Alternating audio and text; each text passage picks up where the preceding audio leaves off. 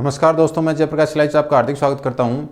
आज का हमारा क्वेश्चन है इवेलुएट मान ज्ञात कीजिए delta of sine A x plus b. Second part है delta n sine x plus b. तो स्टार्ट करते हैं delta of sine A x plus b से।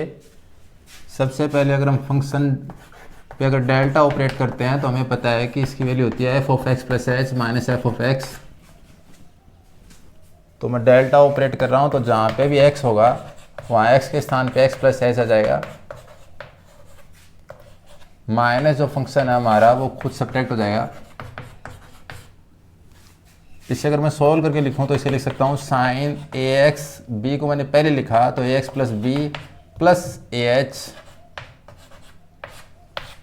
माइनस साइन ए एक्स प्लस बी। इसे सी कहूँ और इसे डी कहूँ तो sine C minus sine D का फॉर्मूला लगेगा।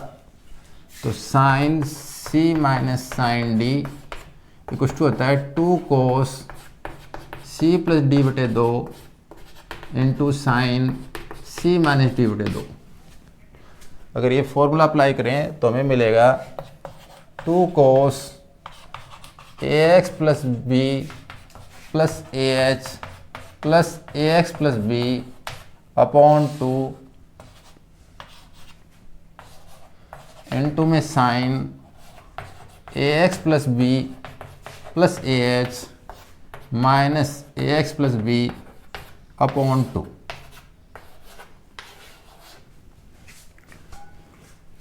इसे सॉल्व करें तो इसे लिख सकते हैं 2 cos a x plus a x two a x b plus b two b a h और है तो प्लस ए एच अपॉन 2 साइन यहाँ पे जो ए एक्स प्लस बी है वो इस ए एक्स प्लस बी से कैंसिल हो जाएगा तो मुझे मिलेगा ए एच बाई 2। इसमें एक्स है इसमें एक्स नहीं है, यानी ये कांस्टेंट फंक्शन कह सकते हैं। तो कांस्टेंट फंक्शन को हम पहले ले सकते हैं। तो 2 साइन ए एच बाई 2 कोस, अगर मैं 2 से अलग अलग डिवाइड करूँ तो इसको 2 से डिवाइड करें तो ए एक्स, 2 से डिवाइड किया तो बी और इसे 2 से डिवाइड किया तो A H by 2।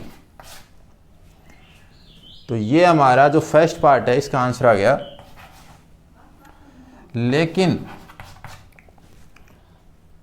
Mostly answer क्या होता है कि अगर क्वेश्चन साइन में हो तो आंसर साइन में दिया होता है तो इसे साइन में चेंज करके भी लिखते हैं। तो पहले मैं इसे साइन में चेंज करके लिख रहा हूँ, वो भी हमारा आंसर होगा। तो इसे मैं साइन में चेंज करके कैसे लिख सकते हैं वो देखिए। हमें पता है कि sine pi by 2 plus theta और sine pi by 2 minus theta दोनों ही कोस थीटा होते हैं। लेकिन इसमें प्लस थीटा है और इसमें भी प्लस थीटा है। यहाँ पे थीटा प्लस का है लेकिन यहाँ पे थीटा माइनस का है। तो अगर एक बार लिखना हो तो कोई भी लिख सकते हैं, हम ये भी यूज ले सकते हैं, ये भी लिख सकते हैं। लेकिन अगर हमें n बार ऑपरेट करना हो तो इस प्रकार का फॉर्मूला लिखते हैं ताकि उनमें एक रिलेशन हो, इजीली उससे nth टर्म लिखी जा सके। तो हमें पता है अगर यहाँ थीटा और यहाँ पे भी थीटा मिल रहा है तो n भी बार लिखेंगे तो भी थीटा ही मिलेगा और हमें कोई प्लस माइनस का झंझट नहीं रहेगा। उसको ध्यान में रखते हम ये फॉर्मूला काम में ले रहे हैं। तो इसे मैं लिख सकता हूँ 2 sine A H by 2 cos theta बराबर मैंने लिखा है sine pi by 2 plus theta. तो अगर ये थीटा है तो मैं इसे लिखूंगा sine pi by 2 plus theta को मैं ऐसे भी लिख सकता हूँ sine theta plus pi by 2। तो मैं कोस थीटा बराबर लिख रहा हूँ sine theta plus pi by 2। तो ये थीटा है तो मैं इसे लिख रहा हूँ थीटा प्लस पाई बाई 2। इन दोनों पदों में अगर मैं 2 एलसीएम ले लूँ तो 2 sine A H by 2 sine A x plus B plus A H plus pi upon 2। तो ये हमारा आंसर है। लेकिन अगर मोर करेक्ट आंसर कहें तो ये ज़्यादा अच्छा आंसर है, क्योंकि इससे हम इसका यूज़ हम आगे के जो फॉरवर्ड डिफरेंस ऑपरेटर यूज़ लेते हैं उसमें भी कर सकते हैं। तो अभी ये हमने फर्स्ट पार्ट का आंसर कर दिया है। अगर आपके दिमाग से sign C minus sine D का फॉर्मूला निकल जाए तो इसे आगे कैसे सोल्व करेंगे वो देखिए। यहाँ पे ए एक्स प्लस बी है और यहाँ पे भी ए एक्स प्लस बी है। यहाँ पे एक्स्ट्रा टर्म है वो ए एच, तो जो भी एक्स्ट्रा टर्म हो उसे 2 बराबर पार्ट में डिवाइड कर देंगे। तो मैंने इसे लिखा साइन ए एक्स प्लस बी, और ए एच को बराबर भागों में बांटा तो मैंने लिखा A H by two plus A H by two. यहाँ जो ये पद है इसमें मैंने लिखा माइनस साइन ए एक्स प्लस बी, इसमें जो एक्स्ट्रा टर्म थी उसको 2 बराबर भागों में बांटा था, उसी टर्म को यहाँ लिखेंगे लेकिन माइनस का साइन कर देंगे, तो A H by two minus A H by to, क्योंकि 2 बराबर राशियाँ आपस में घटाते हैं तो 0 आता है, तो और यहाँ पे कुछ नहीं है, तो इसका मतलब मैं इसको ऐसा लिख सकता हूँ। अब अगर मैं इसे कैपिटल ए कहूँ, इसे कैपिटल बी कहूँ, तो यहाँ पे ये भी कैपिटल ए होगा और ये भी कैपिटल बी होगा। तो ये अगर मैं ऊपर वाला कहूँ तो ये हो गया साइन ए प्लस बी, और नीचे वाले की बात करूँ तो हो गया माइनस साइन ए माइनस बी। तो मैं यहाँ साइन ए प्लस बी का फॉर्मूला लगाऊंगा और नीचे साइन ए माइनस बी का फॉर्मूला लगाऊंगा। तो इसे आगे कैसे सॉल्व कर सकते हैं, साइन ए, तो sine A x plus B plus A H by two into cos a H by two, sine a cos b plus cos a, तो cos a x plus B plus A H by two into sine A H by two. यहाँ भी same ही formula आएगा लेकिन plus के स्थान पे minus आ जाएगा, तो बाहर भी माइनस है, तो मैंने इसमें लिखा sine A x plus B plus A H by two cos a H by two minus cos a x plus B plus A H by two into sine A H by two. ये minus अंदर जाने पर ये जो दोनों पद हैं ये कैंसिल हो जाएंगे, ये माइनस अंदर जाएगा तो प्लस का हो जाएगा, तो ये डबल हो जाएंगे, और डबल होकर हमें जो पद मिलेगा वो ये पद मिलेगा। हमने अभी delta sine x plus b का मान प्राप्त किया है, जिसे मैंने समीकरण 1 कहा। अब हम delta n sine x plus b का मान ज्ञात करेंगे। उसके लिए सबसे पहले मैंने लिखा delta two sine x plus b, इसके बराबर होता है delta of delta sine x plus B.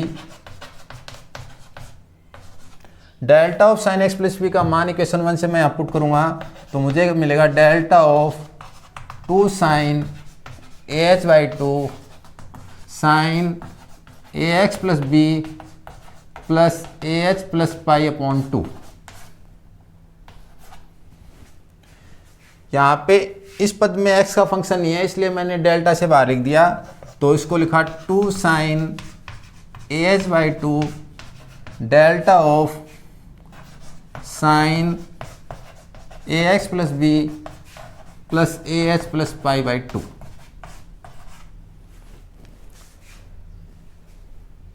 अगर इस फंक्शन पे डेल्टा ऑपरेट करेंगे तो हम इक्वेशन 1 की हेल्प ले सकते हैं। इक्वेशन 1 कहती है अगर साइन ए एक्स प्लस कॉन्स्टेंट टर्म हो तो उसके बराबर आता है two sine A H by two sine A x, और जो भी कॉन्स्टेंट टर्म है उसमें a H plus pi by two add हो जाता है। तो इसी फॉर्मेट को ध्यान में रखते हुए मैंने लिखा two sine A H by two as it is. Equation 1 का यूज लेके मैंने इसकी वैल्यू लिखी है two sine A H by two sine A x plus, इसमें जो कांस्टेंट टर्म है उसमें ये ऐड हुआ है, तो इसमें जो कांस्टेंट टर्म है b plus A H plus pi by to, इसमें ये और ऐड हो जाएगा तो ये मिलेगा A H plus pi by to. दोबारा समझिए, यहाँ पे कांस्टेंट टर्म b है और इस पे अगर मैंने डेल्टा ऑपरेट किया है तो b plus A H plus pi by to मिला है। अगर मैं यहाँ b को b plus A H plus pi by to से रिप्लेस कर दूं तो लेफ्ट हैंड साइड में अगर ये लिखूंगा तो यहाँ पे भी राइट हैंड साइड में भी b किससे रिप्लेस हो जाएगा, b plus A H plus pi by to से।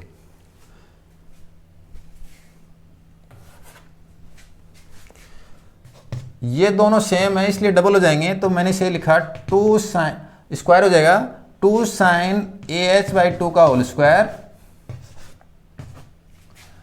यहां पे मैंने इसको लिखा साइन ए x plus b, same quantity है तो twice of a H plus pi by 2।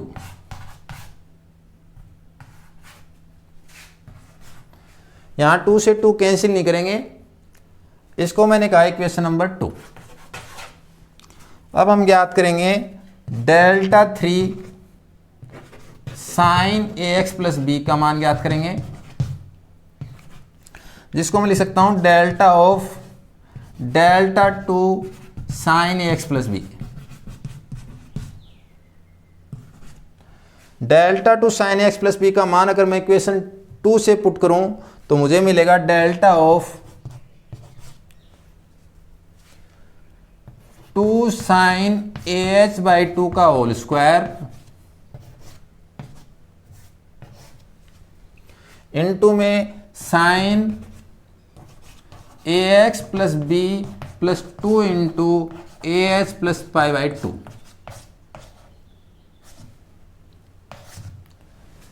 इसमें ये जो कांस्टेंट टर्म है इसको हम बाहर ले लेंगे, तो मैंने लिखा इसके बराबर 2 साइन ए एच बाई 2 का whole square into delta of sine A x plus B plus 2 into A H plus pi by 2।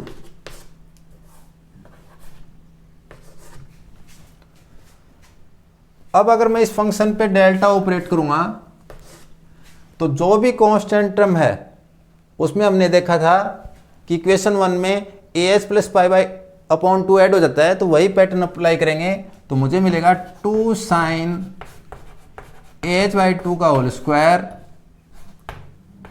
जैसे मैं इक्वेशन 1 यूज लूंगा या इक्वेशन 1 का पैटर्न यूज लूंगा तो मुझे मिलेगा 2 sine A H by 2 into में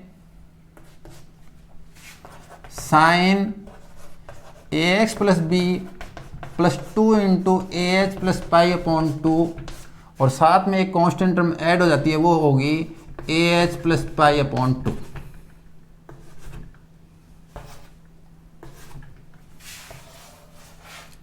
इसे अगर और सॉल्व करके लिखें तो ये इंटू ये यानी एक्स स्क्वायर इंटू एक्स होता है एक्स क्यूब, तो उसी पैटर्न को यूज में लेते हुए या फॉर्मूले को यूज में लेते हुए हम लिख सकते हैं 2 साइन ए एच बाई 2 की होल क्यूब